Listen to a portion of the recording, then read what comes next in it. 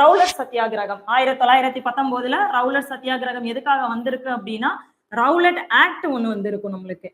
ஓகேங்களா?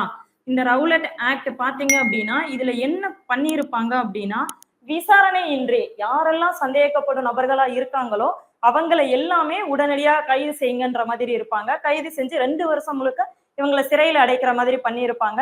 இந்த மாதிரி பண்றது வந்து கொடூர செயல் அப்படின்னு சொல்லிட்டு காந்தி என்ன பண்ணியிருப்பாங்க அப்படின்னா நாடு முழுவதும் ஒரு போராட்டத்தை நம்ம கொண்டு வரணும் அப்படின்னு சொல்லிட்டு பேசியிருப்பாரு. அதுக்கு எல்லாருமே ஒத்துழைச்சு வந்து போராட்டத்தை ஸ்டார்ட் பண்ணியிருப்பாங்க. காந்திய பாத்தீங்க அப்படின்னா இந்த போராட்டத்தை டெல்லியில ஸ்டார்ட் பண்ணியிருப்பாரு. இதே மாதிரி இதை தொடர்ந்து என்ன நடந்திருக்கும் அப்படின்னா பஞ்சாப்ல பாத்தீங்க அப்படின்னா அமிர்தசரஸ் என்ற இடத்துல சைபுதீன் கிச்லுவும் டாக்டர் சத்யபாலும் எங்க பண்ணியிருப்பாங்க அப்படின்னா பஞ்சாப்ல அமிர்தசரஸ்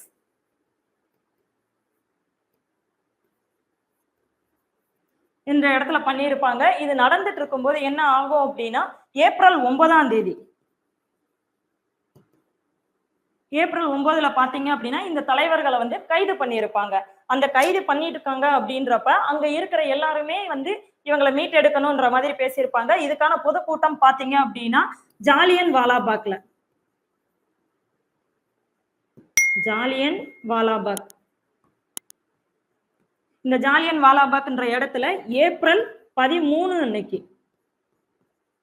எல்லாருமே ஒரு பொதுக்கூட்டம் கூட்டணும் அப்படின்றத இத பேசுறதுக்காக பண்ணியிருப்பாங்க. அந்த பொதுக்கூட்டம் பர்டிகுலரா எதுக்காக நடந்திருக்கும் அப்படின்னா பைசாகி அப்படின்னு சீக்கியர்களோட அறுவடை திருநாளா இது இருந்திருக்கும். அந்த நாள்ல எல்லாருமே வந்து இந்த இடத்துல கூடியிருப்பாங்க. இதை யூஸ் பண்ணிக்கிட்டு அப்ப இருந்த வந்து ஜான்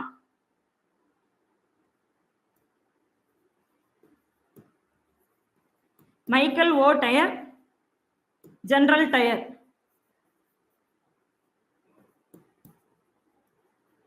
இவங்க 2 பேரும் சேர்ந்து என்ன பண்ணியிருப்பாங்க அப்படின்னா அங்க இருக்கிற ஒரே நுழைவாயில் தான் அதை பீரங்கி குண்டுகள் மூலமா வந்து மொத்த இடத்தையும் மொத்த ஆள்களையும் வந்து அங்க இருக்கிறத கொல்ல பார்த்திருப்பாங்க, கொன்றிருப்பாங்க. இதுல எவ்வளவு பேர் வந்து இறந்திருப்பாங்க அப்படின்னா 379 பேர் இறந்திருப்பாங்க.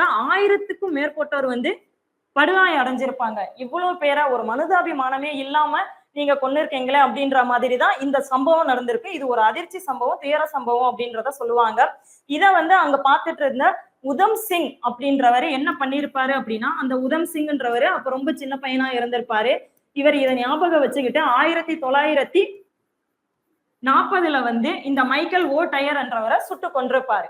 ஓகேங்களா? பின்னாளில் எப்ப நடந்திருக்கும் அப்படின்னா 1940ல இது நடந்திருக்கும். சரிங்களா?